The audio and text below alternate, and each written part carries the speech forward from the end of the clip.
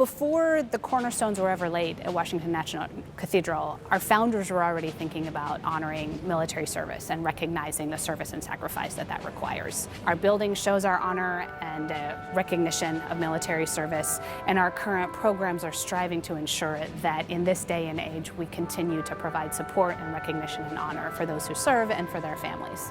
For me, walk in, it just exudes this feeling of everybody and everything that has gone before and, in some cases paid the ultimate sacrifice.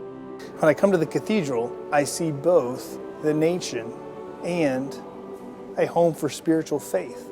And they are trying to support the country and the nation and the military. The military sees this cathedral as a beacon of hope, and we're proud of that. Being in the military is by definition a transitory life. And we would like to believe that the cathedral is always and has always been here for us. We think of the War Memorial Chapel as our own little worship space.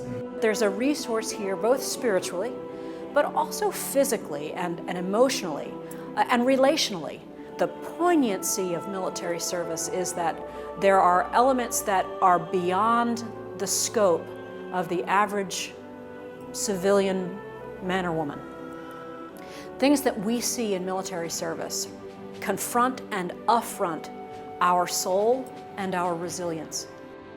And so the role of chaplains, the role of communities like the National Cathedral and faith communities around the country is to enable men and women who return from those experiences to find a safe space, to find a sanctuary where they can communicate at the most intimate level and to touch base with the source of their being and the touchstone of their soul.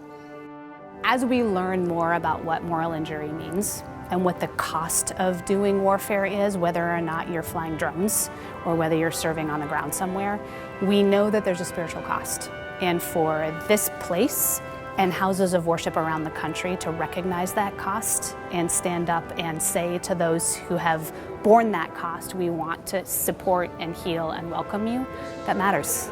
Last summer, I got to spend a day with a Vietnam veteran, and he had been to DC before. It had been 45 years since the Vietnam War for him. And the weekend that he was here, he went to the Vietnam Wall, and then he came to the cathedral for the Rolling Thunder and the blessing of the bikes and for a service. And it was a place of spiritual healing for him at both of those sites. He said he was encouraged, he could feel health and healing by the way that the cathedral ministered to him. This is a place where we can focus on healing wounds.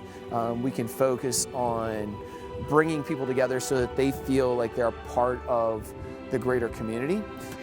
Blue Star Family's mission is to tell the story of America's military and their families and to create support solutions for them in the communities where they live. The National Cathedral has a story to tell too.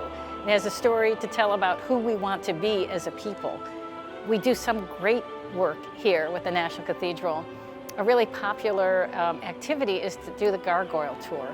We've taken groups of military spouses, of military caregivers, spouses, on that tour, and it's always a great favorite. It's a real sense of being connected to an important institution, a real sense of being connected to the city, and it's a good example of the kind of specific engagement that makes a difference to our families. The livelihood, the liveliness of this sanctuary really is in its ability to reach back outside of its walls.